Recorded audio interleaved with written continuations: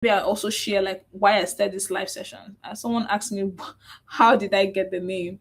I got the name from, I'm not sure how I was reading that, but it was a verse in the Bible, Act 17 5 or 6. I think it's Act 17 6. And it talks about how Paul and Silas were seen as, who are these men who has they are men who had turned the world upside down. So that's how the scripture read. I think I have the scripture here. and and when they found them, so this was talking about when Paul was in Thessalonica. I'm reading out of the Bible, right?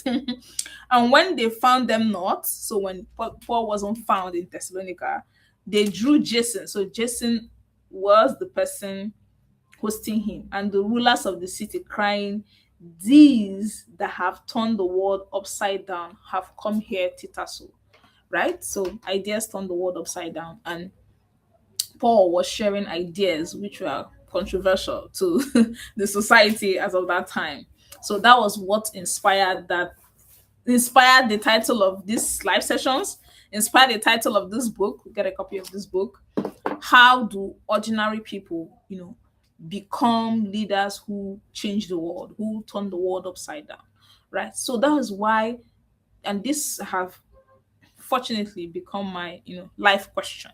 I'm on a mission to find out how. I'm also on a mission to empower people to, join me in the journey, empower people to become extraordinary people that can, change the world or turn the world upside down. There are so many ideas we have as a society which are not true, which are not correct. So we also need to turn the world upside down in that way. So that is really my primary obsession. And this is, how do ordinary people become leaders who change the world? It's my life mission. And I am on a mission to find out how. And when I find out, I'll empower enough people to be able to change the world. That is my life mission.